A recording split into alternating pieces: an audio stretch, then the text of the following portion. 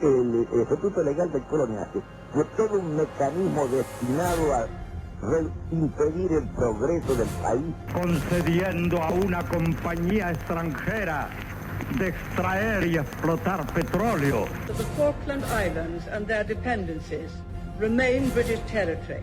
Si quieren venir, que vengan. Esta epopeya que tenemos delante la van a escribir las masas progresistas.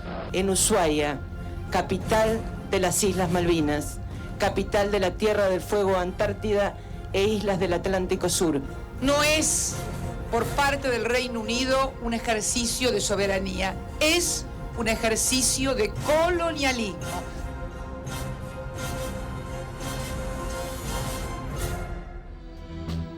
Muy buenas noches, amigos de Ahora Malvinas, compartiendo este ciclo realmente muy particular, un ciclo 2012 que tiene que ver justamente con los 30 años de la gesta de Malvinas.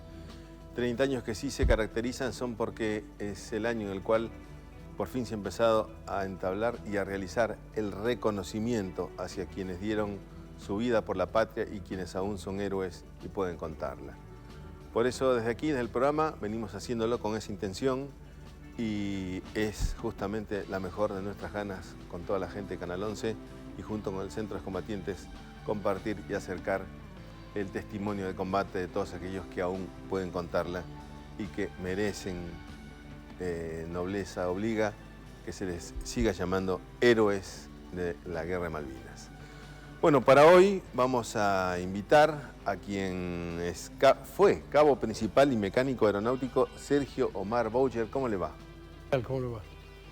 Bueno, tuvo, vamos a decir, la oportunidad o tuvo en ese momento la misión de pertenecer al personal del Grupo Aeronaval embarcado en el portaaviones 25 de mayo. 25 de mayo. Les voy a pedir atentamente que escuchen este programa porque justamente hay muchas cosas que se han dicho sobre el portaaviones 25 de mayo que merece, por eso es la presencia tuya en este programa, aclararlo y contarlo.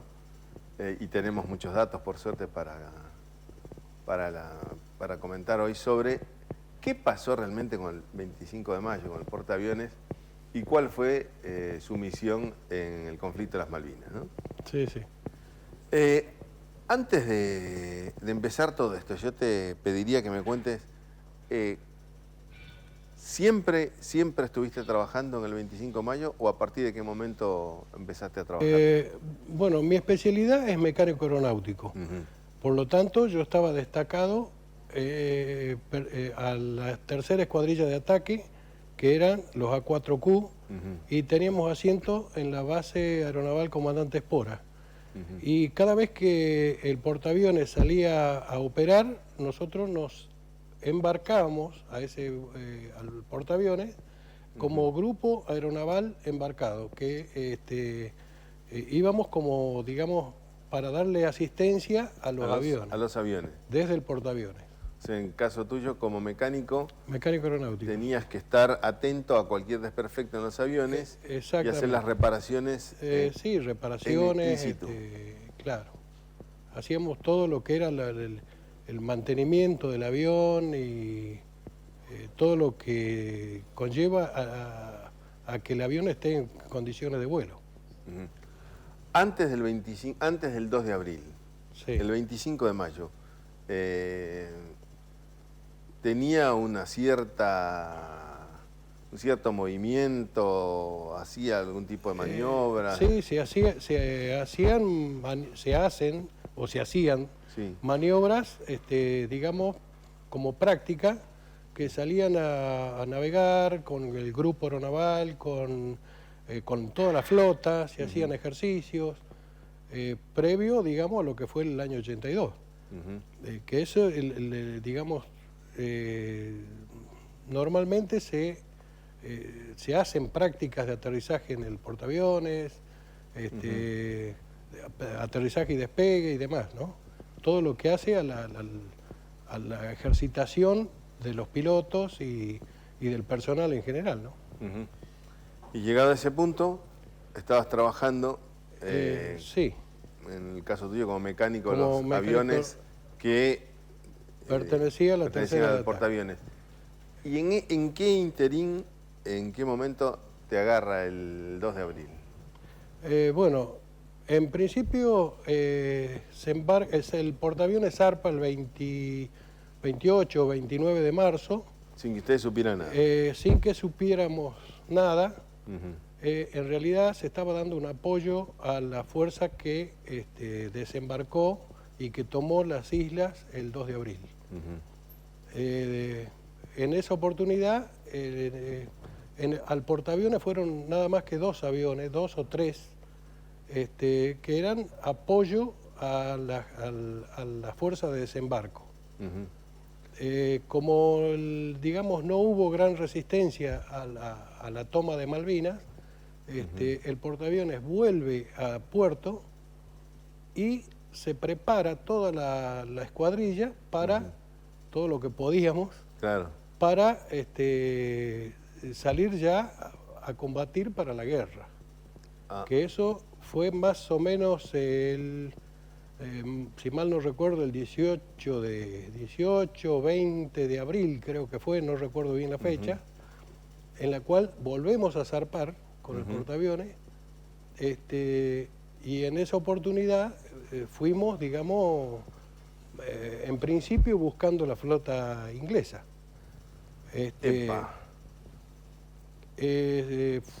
Fuimos navegando y durante los días previos, que fue como más o menos el 28, a ver, las fechas por ahí no recuerdo bien.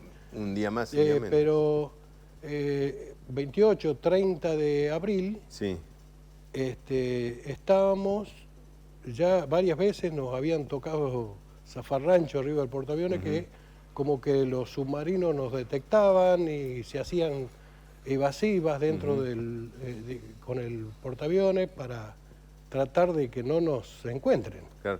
Igual el portaaviones iba acompañado de otras... sí, la naves, Santísima, ¿no? Trinidad, sí. Y si mal no recuerdo creo que era la Hércules. Eran otros 2 buques que siempre van protegiendo al portaaviones. Van protegiendo al portaaviones. Para submarinos y por ataque aéreo. Exacto. Y además de eso, dentro del personal embarcado, habían 8 aviones A4, creo que eran 6 aviones tracker, que son son aviones preparados para la detección de submarinos, la guerra antisubmarina. Había aviones Siquín, helicópteros Siquín, que también están preparados para la detección y digamos, contrarrestar el efecto de los submarinos, aunque ellos tenían submarinos nucleares, que era mucho más difícil de detectar. Eso hasta el día primero, el 1 de mayo, en que un avión tracker despega de la cubierta del portaaviones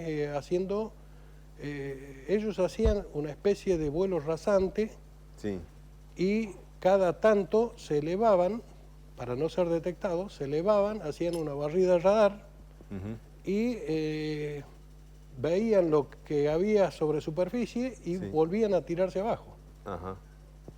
En una de esas oportunidades decían de que el tracker se había metido en medio de la flota inglesa y que al hacer la barrida de radar se dio cuenta que estaba en el medio de la flota y se tiró abajo de nuevo en rasante y volvió el portaaviones. Ahí, se detectó dónde estaba la flota inglesa. Se prepara todo un ataque para el... Ahora, es raro que no lo hayan atacado al avión. Sí, aparentemente lo vinieron siguiendo al tracker, un avión Harrier, pero al ver que estaba la Santísima Trinidad y la Hércules, que eran las que lo protegían, no quisieron venirse a... pero ya más o menos tenían idea de dónde estábamos. Se prepara un ataque con los aviones A4 para... ¿Desde el portaaviones? Desde el portaaviones. Se prepara un ataque para la flota inglesa, Sí. con 6 aviones A4. Pero con tanta mala suerte Sí, de que una zona donde normalmente había vientos, sí. el día que tenían que atacar, el viento estaba calmo. Y con el viento calmo, los aviones A4 se les dificultaba el despegue del portaaviones con armamento. O sea, al ponerle más Sí, sí, sí. más peso al avión, necesitas más velocidad de despegue. Y eso era ayudado por el viento que tenías en contra, ¿no? Al no haber viento... Claro.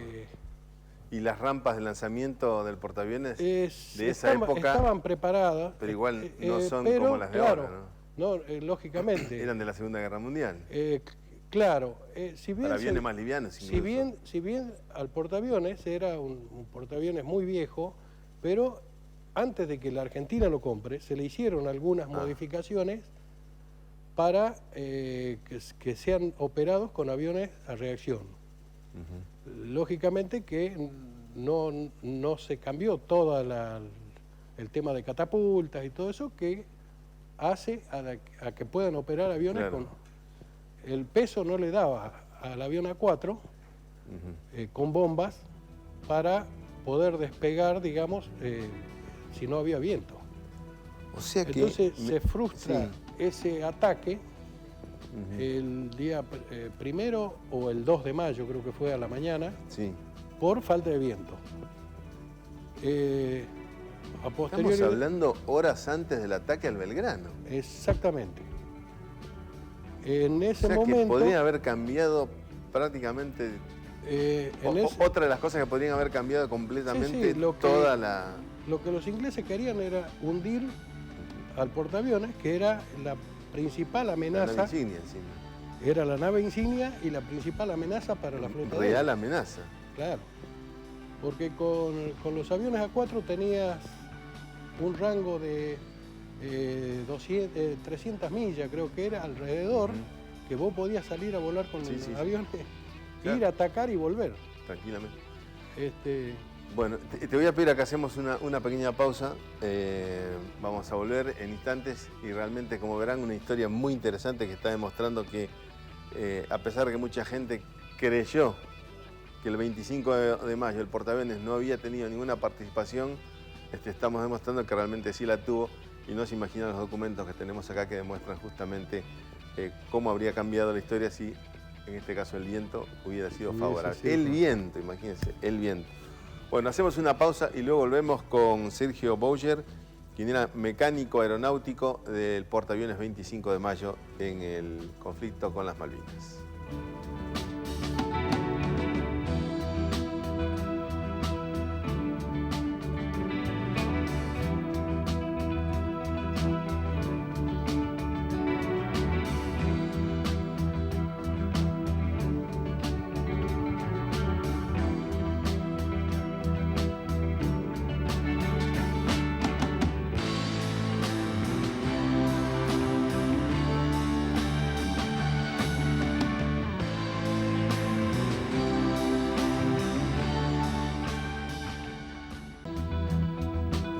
Bueno, realmente muy atentos estamos siguiendo el relato de Sergio Bouger, quien era personal mecánico aeronáutico del portaaviones 25 de mayo. Y realmente, mirá lo que me vengo a enterar después de cuánto tiempo, ¿no? Porque el comentario de toda la gente siempre fue si el portaaviones hubiera participado, si hubiera entrado, si se ponía en el estrecho de San Carlos, detenía toda la flota, o si hubiera tenido una participación. Y la gente, prácticamente toda la gente pensaba que el portaaviones se rajó. Sí, en realidad... El común de la gente. A las 6 de la mañana, creo que era del día 2 de mayo, estaba previsto el ataque a la flota inglesa. Te decía, por cuestiones de viento no se pudo realizar. O sea, si llegaban a despegar, obviamente, si el viento era a favor, y llegaban a despegar los A4 del portaaviones y atacaban la flota, probablemente no hubieran atacado al Belgrano. Le hubiésemos hecho mucho daño a la flota inglesa. El ataque a Belgrano hubiese sido lo mismo porque el submarino que lo tenía, el Conqueror creo que era, sí, exacto. el que hundió Belgrano, lo tenía en la mira y lo venía siguiendo a Belgrano. Lo venía siguiendo hacía varios días. Había otro submarino, que no recuerdo el nombre, que era el que nos buscaba a nosotros, Splendid o algo así, un nombre medio raro, inglés. O sea, los dos submarinos, uno buscaba al Belgrano y otro buscaba al portaaviones. Sí, habían... ¿Por qué encontraron al Belgrano y no lo encontraban al portaaviones que supuestamente... Al portaaviones lo encontraron varias veces. Por evasivas que hacía el portaaviones, se les escapaba, no recibían la orden aparentemente desde Londres para hundirlo, entonces tuvimos la suerte, digamos así, de que pudimos escapar varias veces. Cuando, vamos a reconocer, el blanco... El blanco era el portaaviones, no el Belgrano. No Belgrano.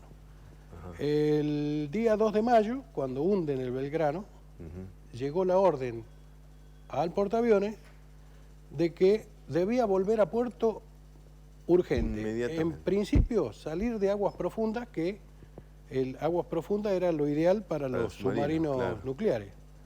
Entonces tuvimos que, digamos, encarar hacia la costa, que llegamos a la costa a la altura de San Julián, más o menos, no sé bien exacto, y a partir de ahí fuimos bordeando, dibujando el mapa con el portaaviones hasta Puerto Belgrano.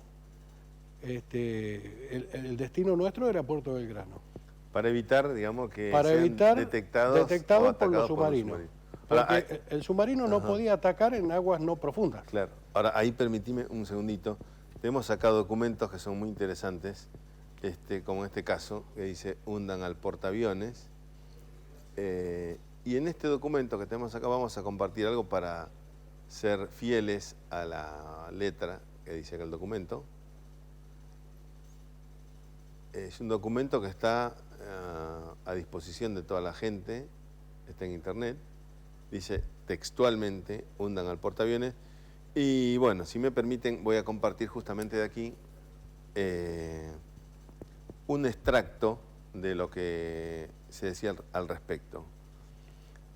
Durante el conflicto de las Malvinas 1982, la amenaza más importante a las intenciones británicas de recuperar las islas la constituía el portaaviones 25 de mayo, incorporado a la Armada Argentina en 1969. Si bien para entonces el buque había sufrido el paso del tiempo y dificultades en su mantenimiento, su componente aéreo, cazabombarderos Skyhawk, aviones antisubmarinos Tracker y helicópteros, enfrentaba serios problemas en su operatividad originados en el embargo de armas dispuesto por los Estados Unidos poco años antes. El desafío para los servicios de inteligencia británicos era determinar si los aviones Super Etendard, con sus mortíferos misiles Exocet, estaban operativos y si podrían utilizar el 25 de mayo para operar en alta mar. Luego de varios informes contradictorios, el Comité Conjunto de Inteligencia Británico había llegado a una conclusión para el 19 de abril. Los Super Etendard no podrían ser utilizados desde el portaaviones, ¿no? Sino que se emplearían desde las bases terrestres. Con ello, la amenaza parecía reducirse, pero aún quedaban sus aviones cazabombarderos A4, con un radio de acción máximo de 500 millas náuticas, suficiente para preocupar al almirante Sandy Woodward, comandante de la Fuerza de Tareas Británica. De alguna forma, los británicos debían neutralizar el portaaviones. Pocos días antes del 12 de abril, dice, el submarino Spartan había llegado a las aguas próximas a Puerto Argentino luego de 11 días de navegación desde su base de Escocia. Con su arribo se hizo efectiva la zona de exclusión marítima, anunciada por los británicos el 9 de abril, consistente en un círculo de 200 millas náuticas de radio a partir de un punto ubicado aproximadamente en el centro de las islas. Pero esta regla solo se aplicaba a buques argentinos. Esta restricción sería un perjuicio del derecho del Reino Unido para tomar cualquier medida adicional que se requiera en ejercicio de su derecho de autodefensa. 2 días más tarde, el 14 de abril, el comandante del Splendid, comandante Roger Lynott, envió un mensaje al Norwood anunciando que se encontraba en posición entre las islas y el continente. Poco más tarde se le ordenó dirigirse más hacia el norte para localizar al 25 de mayo. O sea que realmente constituyó quizás el mayor peligro para la flota. Para la flota inglesa. Para la flota, por ende, era lo primero que tenía que abatirse, prácticamente, ¿no? No lo encuentran, no lo ubican, justamente gracias, es raro, ¿no? Debe haber sido también la habilidad de la flota. De la flota, que, digamos, que iba con el portaaviones para evadir, siendo la dimensión que tiene, ¿no? Sí. Se hacen evasivas, o sea, se cambian de zonas, van navegando en distintos lugares, tratando de no ser, digamos, detectados. Lo que se trataba era de eso, de tratar de que no sea detectado el portaaviones. Claro, que si hubiera sido detectado el portaaviones, hoy el portaaviones hubiera sido hundido y no el Belgrano. Claro. Con respecto al Superetendard, sí.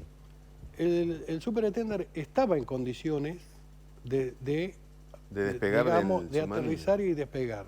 Tenemos las fotos. Lo que pasa que en esa época hacía muy poco tiempo que estaban los Superetendard y el portaaviones, todavía no había una práctica necesaria por parte de los pilotos y era muy riesgoso, digamos, de que pilotos sin práctica de aterrizaje en el portaaviones, digamos, vayan a meterse ahí. Primero tenés que hacer muchas pruebas, prácticas, ¿no? Muchas prácticas. Y enseñarle a los pilotos a aterrizar y despegar con ese avión. Además que era un avión mucho más grande que el A4, exacto, más potencia, más motor. Tiene distintas, ¿cómo te puedo decir? Es otra forma de aterrizarlo y despegarlo. ¿Cuánto aproximadamente mide la pista en la que tiene que aterrizar un avión en el 25 de mayo, por ejemplo? Más o menos, calculo 250 metros. La pista, porque la pista está... 250 metros tiene que aterrizar un avión a reacción. Un avión a reacción. Lógicamente, con cables de frenado, sí. Que son los que... tiene que aterrizar y tiene que despegar. Bueno, el despegue se hace en menor espacio, digamos, por acción de la catapulta. Se suma la velocidad con que va el portaaviones, que tiene una velocidad digamos, para los despegues, sí. Ponen pro al viento, aceleran a 20 nudos, más o menos, que es la velocidad que daba el portaaviones, más el viento en contra que tenés que tener, y la fuerza de la catapulta que te alcanzaba a llegar a los, no recuerdo bien las velocidades, pero 300 y pico de nudos. O sea que el avión aprovecha el desplazamiento del portaaviones, la catapulta y la potencia del motor. Exacto, todo eso se suma, digamos, para que pueda despegar. Para que pueda despegar. Y al despegar, ¿el portaaviones tiene que estar quieto o también está desplazándose? No, está en movimiento. Tanto para el despegue como para el aterrizaje, el portaaviones tiene que estar en movimiento. Eso le reduce, para el aterrizaje reduce la velocidad de toque, digamos.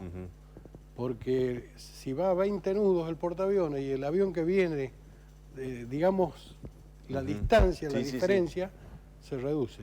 O sea que los pilotos, digamos, de portaaviones tienen que tener, son señores. Son los pilotos más preparados, digamos, exactamente, de la aviación. No es fácil aterrizar y despegar en un portaaviones. Tiene que tener prácticas. Bueno, y nos venía contando, Boyer, hunden al Belgrano, el portaaviones 25 de mayo recibe inmediatamente la orden de desplazarse a puerto. De volver a puerto. Ahora, primero aguas menos profundas, y luego Puerto Belgrano. En el camino íbamos dibujando la costa, desde San Julián hacia Puerto Belgrano, y si mal no recuerdo fue antes de llegar al Golfo San Jorge, uno de esos. Un avión tracker despega del portaaviones que supuestamente llevaba correspondencia a Comodoro Rivadavia, en el despegue detecta un submarino. Lo que supuestamente era un submarino. Entonces se ataca ese objetivo, que nunca se supo realmente si fue un submarino, qué pasó, si se lo atacó, si se hundió. Y eso implicó de que estemos un día y pico prácticamente antes de cruzar el Golfo. De radio y... sobre la costa. No cruzábamos el Golfo porque al cruzarlo entrábamos en aguas profundas. En el Golfo. Entonces había que estar muy seguros de que no había submarinos en la zona. Entonces se hace una detección de la zona hasta que se decide para cruzar el Golfo y poder seguir el viaje hasta Puerto Belgrano. Bueno, te pido que ahí vamos a hacer una pausa y seguimos recordando los momentos por los cuales realmente estamos empezando a recorrer el camino en los últimos días del portaaviones 25 de mayo, justamente en el conflicto 2 de abril. Hacemos una pausa y volvemos.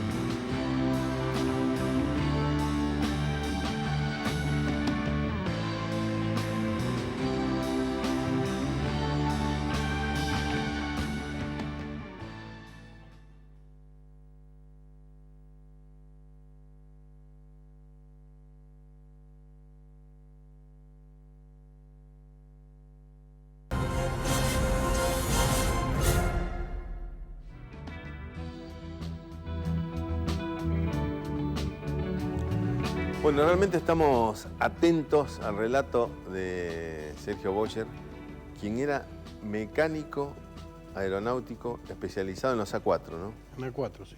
En el caso de que los Super Étendard empezaran a volar en el portaaviones 25 de mayo, ¿tenía otros mecánicos o en tu caso tendrías que actualizarte? Sí, los mecánicos se actualizan. O sea, lo mismo que el piloto. El mecánico va a una escuadrilla, tiene que hacer cursos, tiene que, mantenerse actualizado con ese tipo de avión. Si por esas casualidades uno va a otra escuadrilla, tiene que empezar como de cero, digamos, y volver a aprender sobre el otro avión.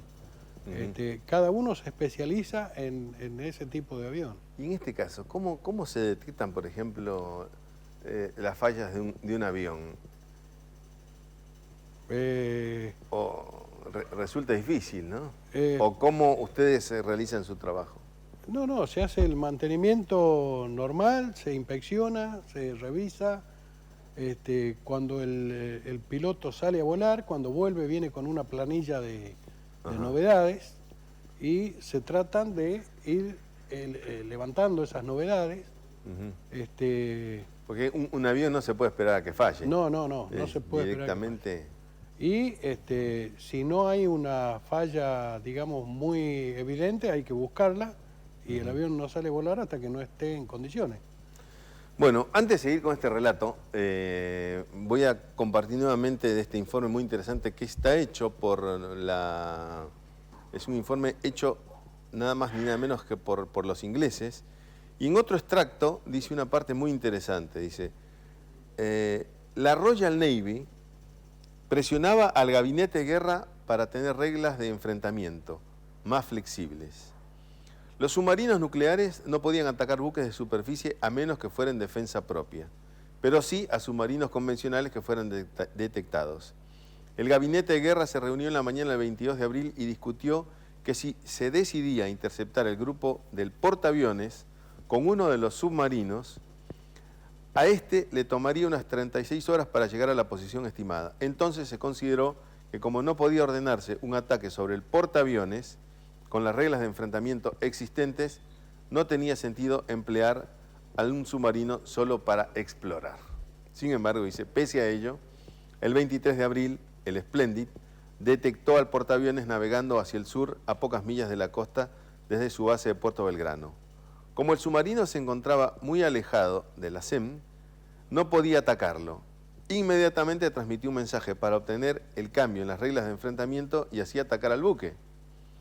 Al recibir el rechazo de su pedido, el comandante del submarino recuerda, comandante del submarino inglés, fue un momento extremadamente frustrante.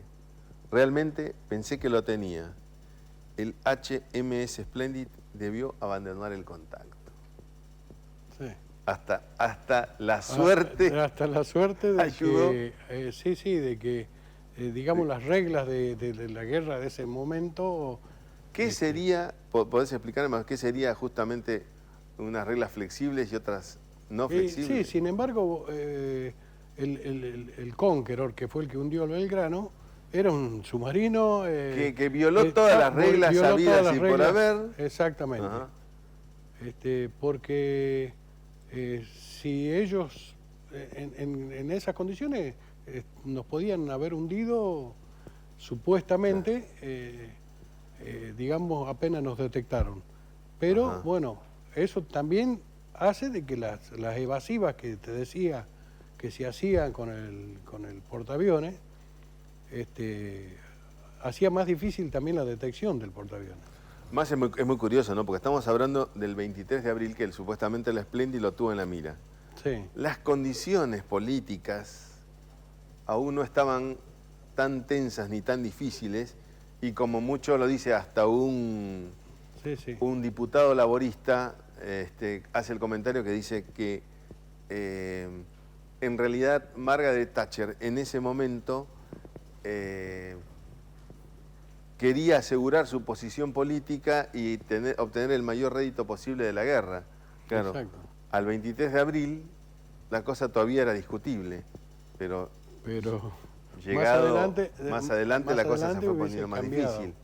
Y eso ocasionó que, como dice, que flexibilizara, ¿no? Las reglas, y entonces atacara como atacó cobardemente al Belgrano. ¿no? Que si hubiera estado el 1 o el 2 de mayo a tiro el portaaviones, hubiera pasado la misma suerte. Exactamente. Yo creo que si el 2 de mayo nos hubiesen detectado, hubiese sido catastrófico. Hoy el portaaviones no estaría. Bueno, por esa razón es que el comando ordena el repliegue hacia puerto. Y en el relato estaban ustedes a punto de cruzar el estrecho. Sí, tuvimos que esperar hasta que se detectó de que realmente no habían submarinos en la zona para poder cruzar. ¿El tracker que despega tira cargas antisubmarinas? Exacto.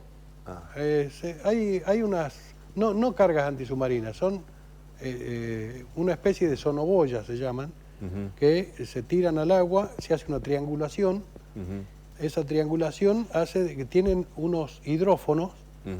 Esos equipos tienen hidrófonos que por medio de radio, desde el submarino, desde el avión, se escucha las distintas sonoboyas que se tiraron, y de esa forma detectan desde dónde viene el ruido, se detecta más que nada de esa forma. ¿Esa tecnología era de la Segunda Guerra Mundial o era adquirida? No, era bastante moderna nueva también, sí. Creo que todavía se sigue utilizando la sonoboya. Además de otros sistemas. No, bajo el agua... Bajo el agua no hay satélite. No hay satélite.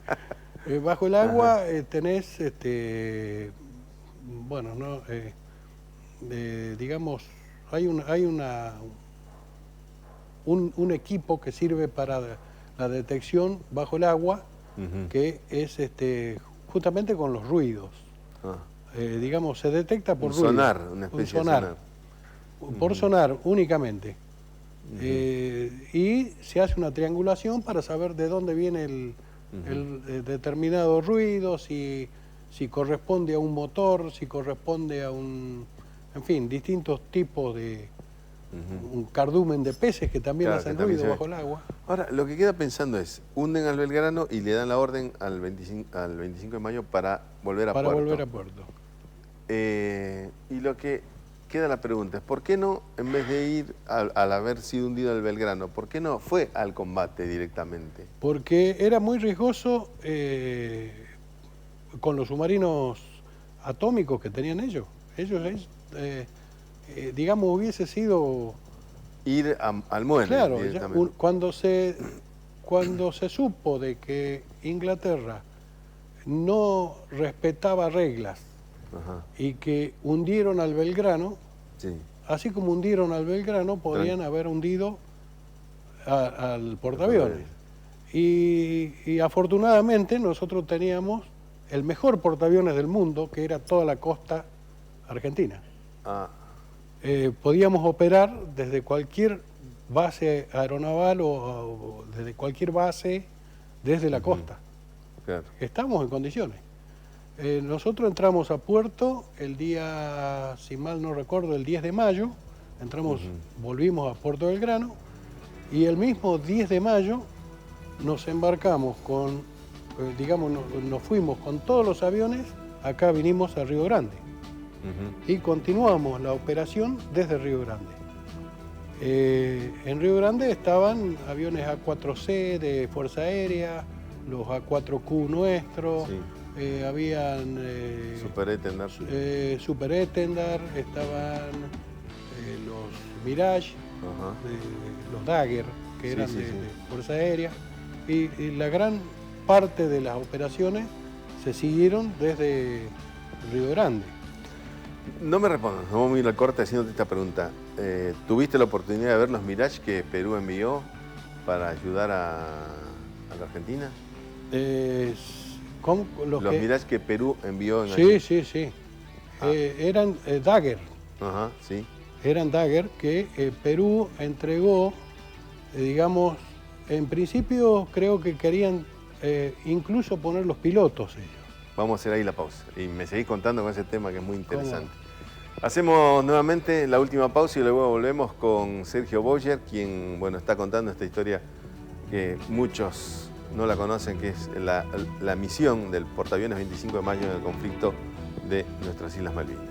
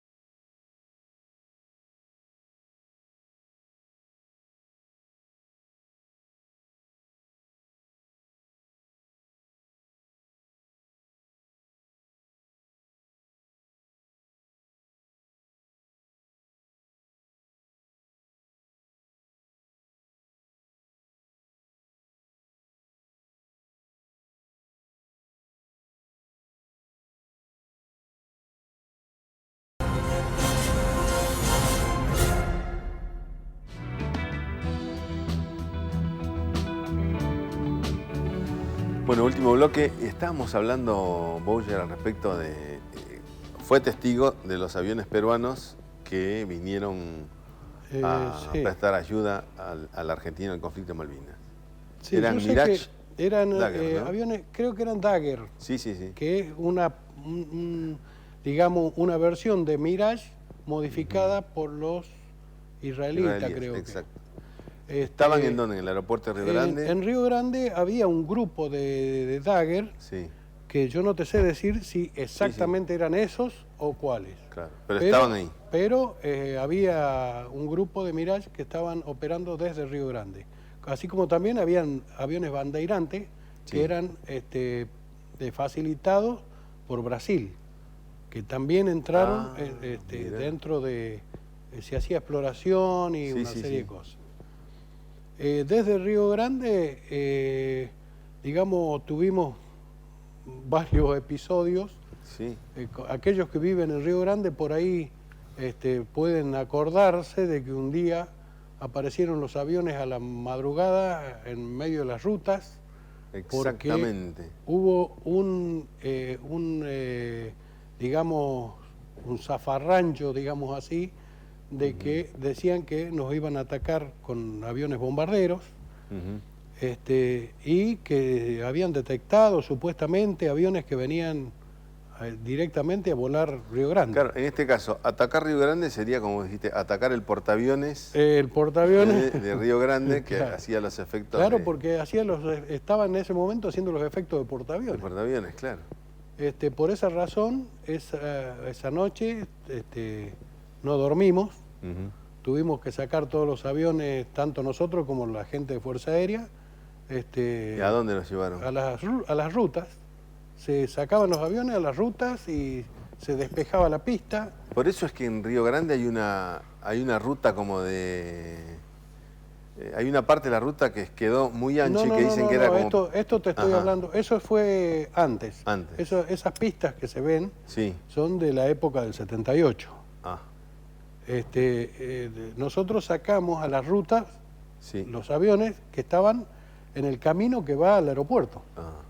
Ahí estaban todos los aviones en fila, porque si atacaban, iban a atacar El aeropuerto. el aeropuerto. Claro.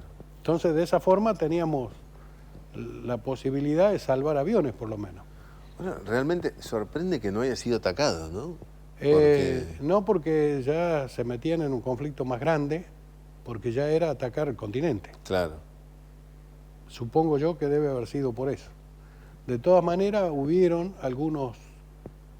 hubo un día que se detectó un helicóptero que era un helicóptero que no era. Después se supo de que en realidad había caído... Sí, era un helicóptero inglés que llegó hasta el continente. Claro, que supuestamente había caído apenas cruzó el límite. Eso... ¿Y que cayó abatido o cayó...? No, por algún desperfecto del helicóptero. Que se decían que eran comandos ingleses que venían a atacar Río Grande. Y después con el tiempo se supo de que en realidad fue real, de que el helicóptero estaba cruzando a Chile, y fue real de que se vino abajo, digamos, en la parte chilena. Claro. Así que, digamos, el portaaviones se vuelve a Puerto Belgrano, pero toda la tripulación... Todo lo que era el grupo naval embarcado sigue operando. Y toda la costa argentina se convierte como un portaaviones, en un portaaviones. Claro. Sí, había aviones que estaban operando desde... digamos, nos acoplamos a lo que era Fuerza Aérea Argentina. Fuerza Aérea estaba operando desde San Julián, creo, desde Río Grande, desde Río Gallegos. O sea, las distintas bases hacían de portaaviones para lo que era la Fuerza Aérea principalmente. Y antes que nos gane el tiempo, porque ya estamos en el último bloque, como excombatiente, después de todo el conflicto, ¿cómo se sintió Boucher?